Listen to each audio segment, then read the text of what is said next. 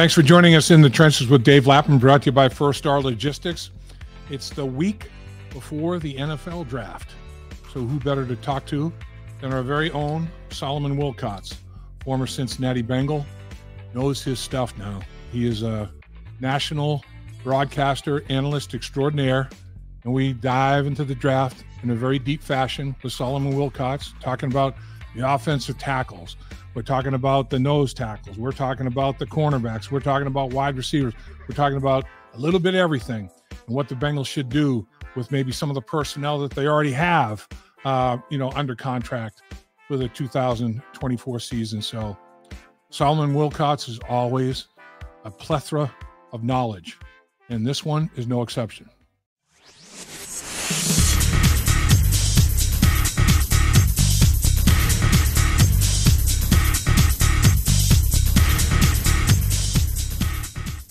We appreciate you taking time to join us in the Trenches with Dave Lapham, brought to you by First Star Logistics, as always, emanating from our outstanding studios they've set up for us. And we have got the perfect guest as the draft approaches, none other than Solomon Wilcots, drafted out of Colorado himself, played in the National Football League for the Bengals, the Vikings, the Steelers, and he's a national media star, TV, radio, podcast, you name it, Solly does it. In fact, Solly is 2000 Emmy winner for his ESPN sideline coverage. So, I mean, the dude's at the top of the profession now.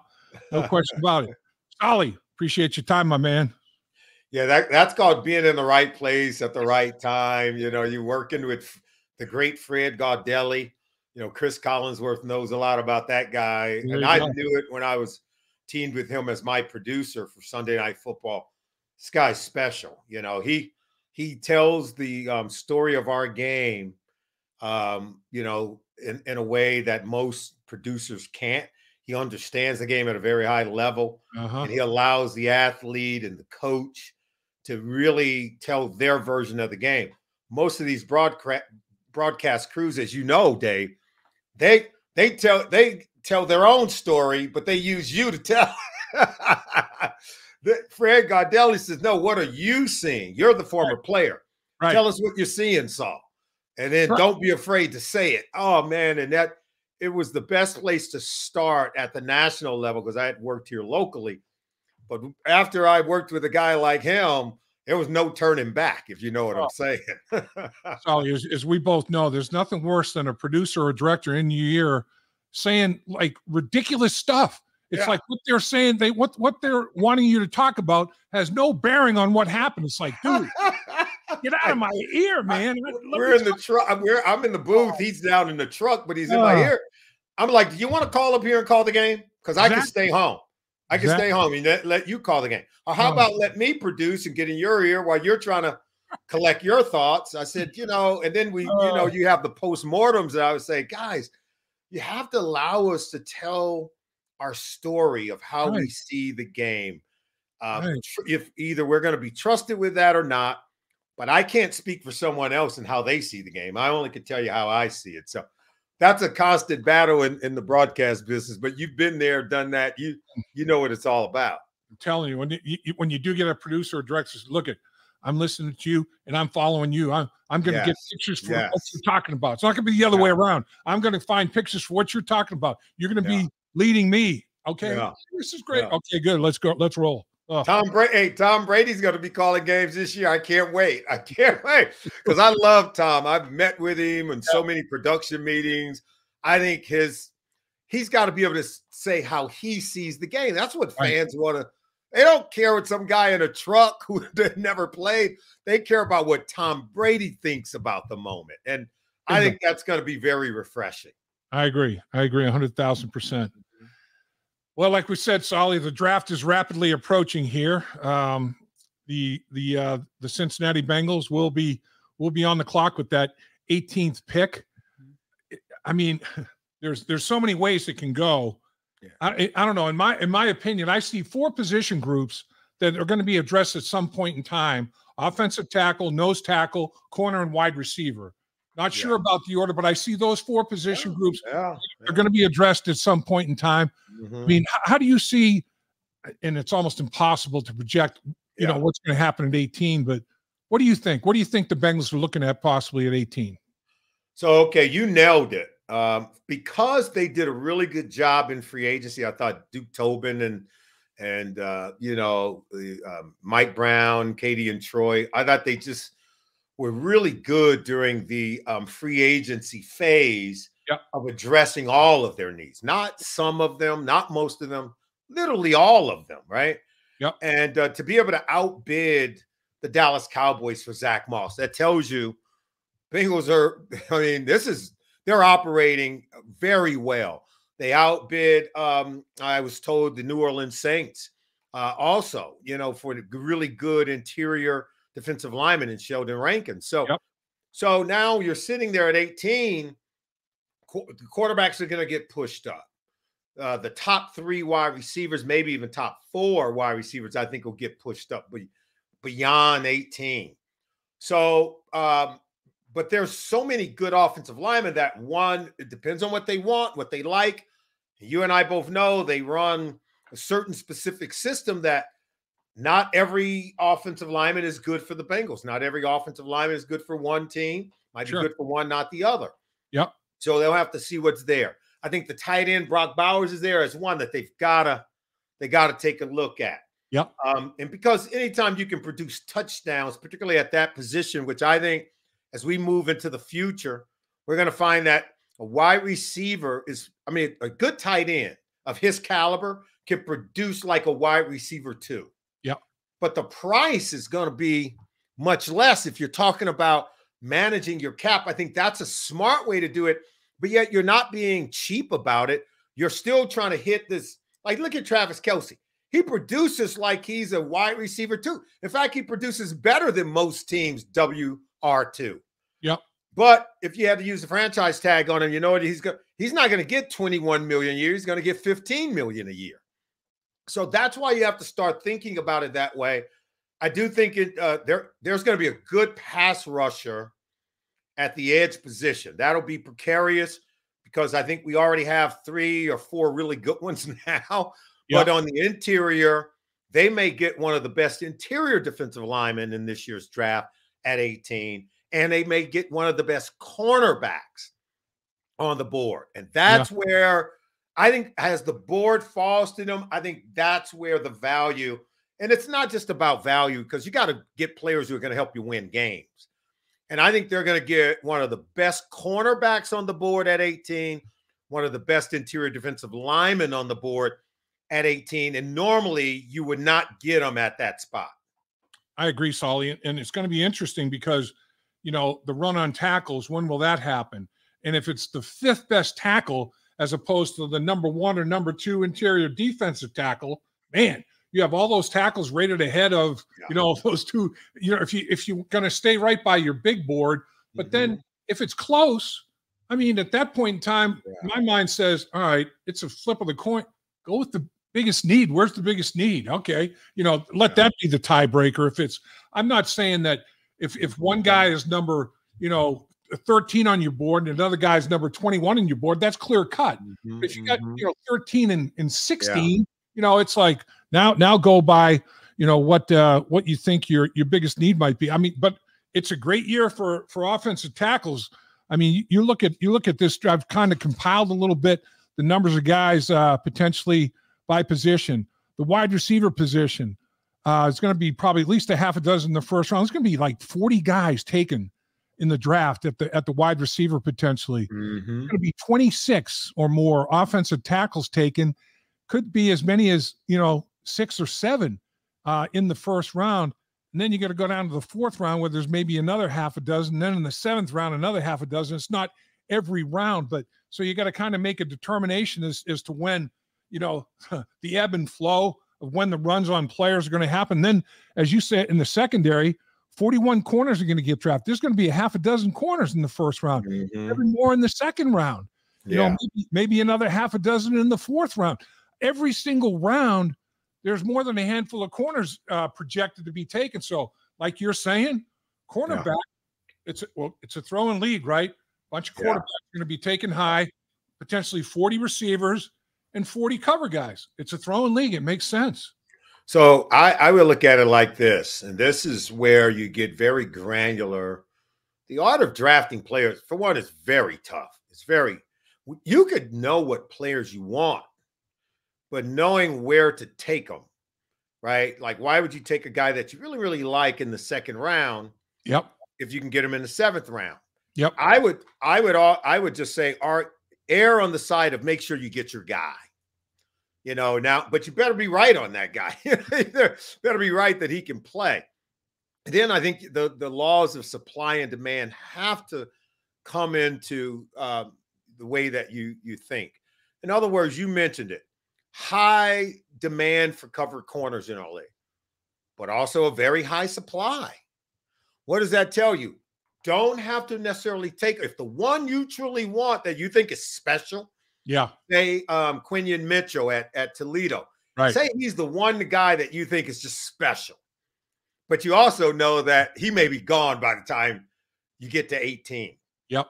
And then you don't see any of the other guys. Okay, you like him, and Kool-Aid McKinstry's going to be there, but you don't think he's special because he's got the foot injury.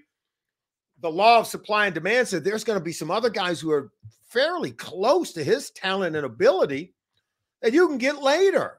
Jalen Watson, who's a starting cornerback for the Kansas City Chiefs, over the last 2 years, he was a rookie in 2022, second-year player in 2023. They won 2 straight Super Bowls, overhauling a secondary. They had drafted L'Jarius Smith in the 3rd round. He didn't give up a single touchdown pass last year. You end up trading him. You know why they traded him? Because they believe they can draft and develop at that position, and they don't have to even do it with a first-round pick. That tells you what the kind of players we're getting coming into our league. Now, you got to coach them. You got to help them with their techniques. Steve Spagnuolo's very good at that. So is Lou Anaromo. They're very good at that. Yep. So you don't have to be, we need a corner first round because your corner isn't a first-round pick. Don't think that you can't win with that guy because Richard Sherman was a 5th-round pick. Tyreek Woolen, one of the top young corners in our league, just finished his 2nd round. He was like a 4th-round pick. So we, you've got to understand the supply and demand. There's a great demand for him, huge supply down the line. Same year we took Jamar Chase with the 5th overall pick, and I would do that all over again, by the way. Yeah. Man, Detroit Lions, they cashed in off of the things that we did, right? They took Penei Sewell with the 7th overall pick. And you know who they got later in the same draft in the 4th round? Center. A guy by the name of Amon-Ra St. Brown. Oh, yeah, yeah. And his number's almost identical to Jamar Chase. Now, I would take Jamar Chase over Amon-Ra St. Brown. Yeah. But if you're the Lions, you got to love the way that draft fell because wide receivers, high demand, but also high supply. You can get very good wide receivers later outside of the 1st round who will be difference makers in our league. All you need to do is look at Tyreek Hill and see that he was selected in the 3rd round, but yet he's one of the top wide receivers in our league, if not the best receiver.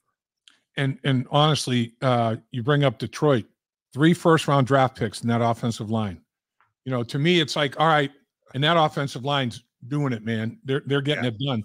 And okay, who's the most important player on the team? Number 9. Trying to get him healthy again. Got to keep the dude healthy. And, it's like, all right, well, normally you suffer a lot of injuries in early stages of your career. Yeah. Does it end? Or as you age, does it continue? Who knows? Everybody's different. One thing you got to do is you're going to make sure you get people that can protect that guy. That's right. Right. Common sense tells me, man, if there's an offensive tackle there that is in a reasonable spot on your big board, even though maybe some others have come off, you might have a half a dozen offensive tackles on your big board before the 18th pick. That's the way it might shake down for either the Bengals or what other team we're talking about.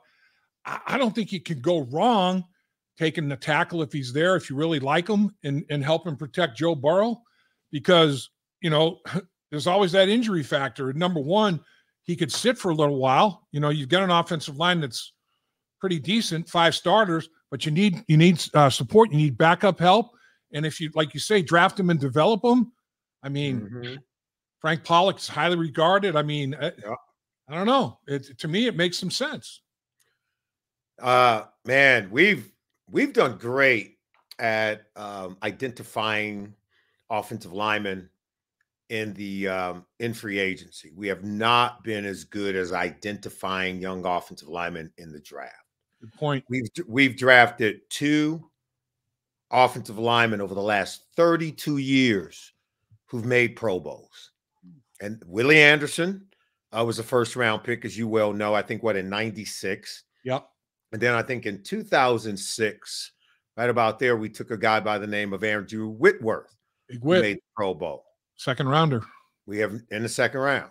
We have not drafted since Witt in 2006. We have not drafted an offensive lineman who's represented our team in a Pro Bowl. Fact. Yeah. Now that because when we start talking about paying the quarterback and paying all the players, how do you build a team? You're going to have to draft offensive linemen. You're going to have to hit on them. You're going to have to be able to identify them, develop them, and hit on them sooner rather than later. Yeah. That's what the Chiefs did when they lost the Super Bowl to Tampa Bay after the 2020 season. Brett Veach went in one offseason, overhauled the offensive line, drafted Creed Humphrey, he signed some really good players too, but man, it was got done through the draft. And so we've got to be able to identify. There's no doubt when you put the resources in the offensive line early, it usually pays off. I always try to track the teams that are winning and when did they make their turn. Detroit had already had 2 first-round picks and on that offensive line. Yep. And now they added Penei Sewell. You get 3 of them. You end up winning a lot of games. 2006, the Jets had 2 first-round picks. They used both of them on offensive linemen, to Brickashaw Ferguson and Nick Mango, our guy from Kettering, right? That played at Ohio State, who I absolutely love. And they went on a run. The Jets for the next 10 years, Rex Ryan, they were beating some of the best teams. They had a Darrelle Revis. They didn't have the best quarterback, but they won a lot of games because they had this stellar offensive line. And sometimes you got to stop down and be very disciplined to pass on speed or talent at one of the skill positions on offense and really build a great offensive line. And after that, all you got to do is watch your team collect a lot of wins each and every week. Yeah, I mean, it's I agree. I agree with everything you're talking about. When I look at this group of offensive linemen, I like Fuaga. He's a mauler. He finishes. Fuaga. J.C. Latham, to me, is a beast, man. I mean, I think he's a plug-and-play dude. Yeah. I think 6'5" plus, closer to 6'6", 340-plus pounds. Ooh. His hand size, 11 inches. 11 inches. I mean, he has a hand of 11 inches. This Amarius Mims from Georgia. Here's another guy. You talk about a clay that you can mold into something. Almost 6'7", 340 pounds. Runs a sub 5 140. Hand size 11 1/4. These guys have these big, strong hands they get on people and just kind of control people. Now, the thing on Mims, he's been injured, hadn't played much. Well, a guy named Anthony Munoz came out of USC. The same thing. I'm looking at Mims, and it's like, man, you don't think Frank Pollock might be able to mold Mims into something potentially? But do you take it with the 18th pick? That's the thing. That's the thing you got to kind of wonder about. But I'm telling you, man, Latham, you can put a billboard across that guy's back. Great advertising, man. That dude is broad. That is one big, strong dude. J.C. Latham is the guy that, if he's there at 18, like he's the kind of guy might make you think about going up to go get him. Right on. Yeah, that's right. You have to think that way. If you can get to maybe 15 ahead of the Colts, I wouldn't bat an eye if they did that, right? So, I mean, to me, he's the guy. I mean, if there's one guy, because we're not going to get Joe Alt, right? You're not going to get one of those other guys. But if you got him, I would be like, oh, I would be really happy. Now, here is the thing that concerns me, and this is where, when I talk about evaluating these guys, this is not as simple. And I'm really talking, I know you know this, talking to our viewers and our listeners here. This is not as simple as, okay, J.C. Latham is gone. Now let's take the next best guy. The next best guy means you're passing on a lot of good football players. Who's the next best player on your overall board? Right on. And that's what we did in 2018 when we wanted Frank Ragnow. All right. Bad dude, by the way, at center. Oh, no doubt. I still shed tears over the fact that Detroit swooped in and took One him. pick. I know. They swooped in, but it happens, right? And so instead of trading down or going with another player at another position, we just took the next best center, and that was Billy Price. So that means we pass on a lot of good players. Yeah. Just because of that need. And we still end up missing. Just because he's the next best center don't mean he's a good center. Like it turns out that the distance between Frank Ragnow and no, this is no offense to Billy Price, there was a huge gap between those two. It really was. And so that's where we've got to avoid doing that. Just because we would like the tackle, we want the tackle. J.C. Lathan's in our sights. Oh, somebody just snatched him up. And now we take the next tackle because it's the next tackle. No, the talents are different. The fits are different. The personalities of those two players are different.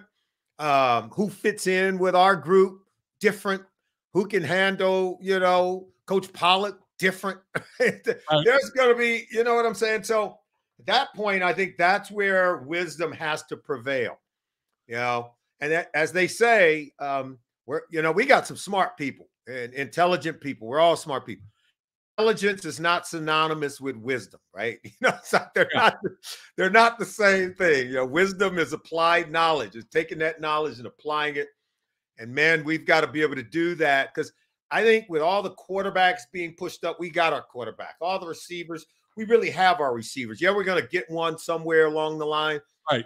But some other players that we do need are going to come down and going to be right in our wheelhouse at 18. And how we operate, we could end up getting a top 10 player with an 18th overall pick. No question, Solly. And it's like, all right, so let's see, interior defensive tackle. Well, the two best will be gone by the time probably you get to, the middle of the second round again. But there are some defensive tackles. There's still a half a dozen that you could get in the second round potentially, and could end up being still some pretty good football players. But if there's a corner, that, oh man, this corner is still there at 18. Yeah, don't take the fifth or sixth best offensive tackle. And man, we had this corner up here on our board, and whatever reason he's still here. I mean, you got to think through all of it. It's going to be very interesting. But overall, I mean, I agree with you. I think the Bengals addressed a lot of needs in free agency, obviously, and still this draft is deep at a lot of positions that hit them and probably a lot of teams in the National Football League pretty darn well. It's a good draft, isn't it? It's a really good draft for some really good players. Yep. And it's really about finding players that fit into your team. But we're going to need some rookies to produce, like play now kind of. I mean, you know what I mean? Like if you get one at right tackle, I don't think you have to force him into play now. Right. But at some point, like how long will Trent Brown hold up? Maybe he plays and starts every single game this season. And boy, that'd be great because our guy can learn. Yeah. If it's an interior defensive lineman, no, you're going to need him. You're going to need him now. If he's a corner, you're going to need him now. Here are some numbers. I'm going to share this with you. This is just, these numbers probably. And they're uncharacteristic of a Lou Anarumo defense. We allowed the third most explosive pass plays of 15 yards or more 1 year ago. 105, ranked 29th in the NFL. This despite ranking in the top half in sacks and quarterback pressures. So we're in the top half of sacks and quarterback pressures, but we're getting laced on the back end. Yeah, it's easy to pin the blame there, isn't it? That's right, man. You can't say we ain't getting the pass rush. Right. Yes, we are. Right. So now look, we faced the most deep pass plays of 20 yards or more than any teams wanted to go deep on us more than anybody else. 91 of those passes. Some of them were like a slant that went for 80. Okay, we remember that. I don't need to remind you. We've allowed the 6th most passing yards last year of any team in the NFL, almost 4,500 passing yards in those 17 regular season games. You and I know that's way too much. And we allowed almost 1,000 yards of after the catch. That means you're not tackling well. You're allowing guys to run away from you. And so those are some numbers that are very critical. I could show you some stuff that in terms of our run defense, we allowed the 4th most rushing yards after contact, 29th in the NFL. Look, 4th most first down runs for first downs. So we could get off the field if we stop this run play, right?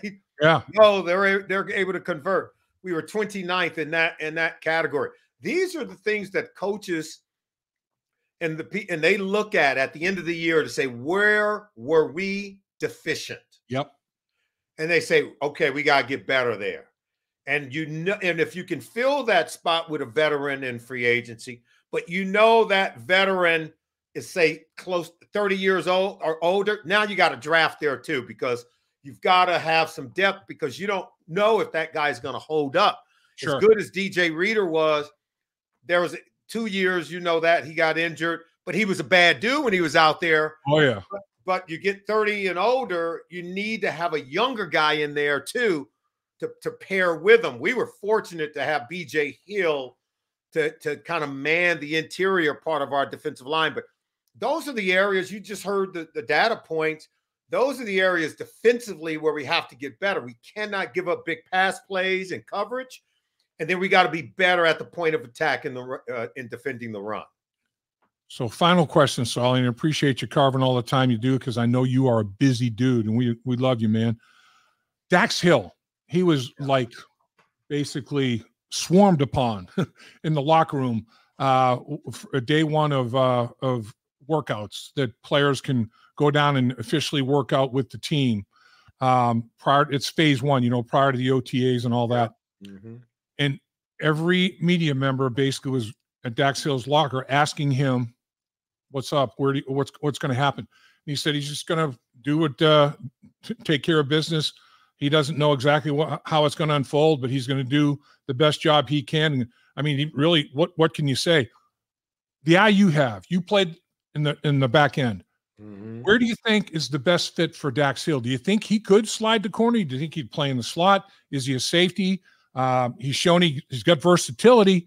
He's got athletic versatility. Where do you think is the best place for him to end up? First of all, I think when we see a player who's sort of a jack of all trades, master of none, and we want them to be able to do all these things, but then we want them to do the one thing very well. And if they, I think he struggles sometimes like not taking the best angle, for instance, not maybe having the best anticipation. And he did that better his rookie year than he did last year. And it was, I think, just more on his plate. So there were some moments, right? But I think right now, the way that if I'm talking about player development, right? Yep. Let's get Dak doing one thing well and one thing wrong. And then I'm telling you now, you're going to see his confidence shoot up. You're going to see him making more plays. And then what you do, like an onion, man, it's layered. Until you got to peel back those layers to get to the core of who and what he's about. But he's a good football player. That he's a good tackler. He's just got to take better angles. I would just play him right now in that dime position, and I would try to get him on the field as much as I can. Any team that's got a really good tight end, you're covering him.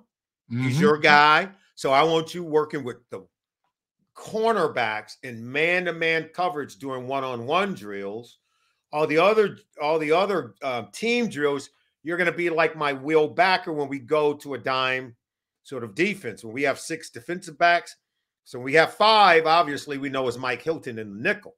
Right. The dime defender is a slot defender, but not on a receiver. He's on the tight end side. He's to the what we call weak side of the formation. So he's a good blitzer.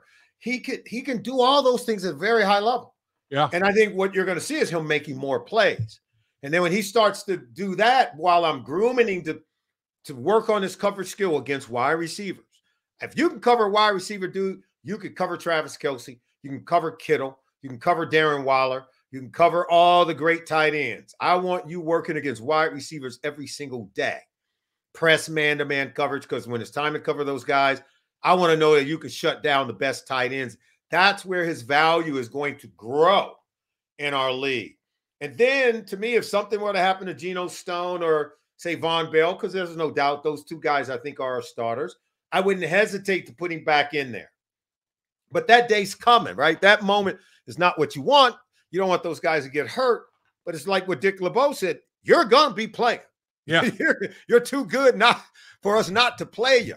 So I want you to focus on this one thing, be very good at that, but be paying attention to being able to help our team wherever we're going to need it. Because when this is all said and done, and I know Lou Anarumo is saying this to Dak, we are going to need you, young man. Yeah. And you and I both know that's where the turnaround really and truly begins. But let's just get him to do the one thing very well, and I think he'll be fine.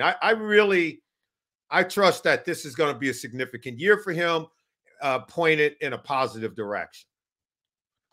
Love it. The great Solomon Wilcots, man. Appreciate you spending time with us. Could, as I've said many times before, could talk football all day with Solly. Love it. Appreciate it. Thanks for having me. You're the best, Dave. Appreciate you. You're the best, Solly. Have a great one, man. All right, buddy. Bye-bye. Dave Lapham here, and every day I am grateful for my experience to have played professional football. As a player, I realize self-motivation, leadership, and appreciating your teammates are key. At First Star Logistics, you can use those same attributes to create the life you want for you and your family. Build your future by working hard like I did. You'll see results both on and off the field. Call First Star Logistics today and be part of our winning team. Opportunity knocking.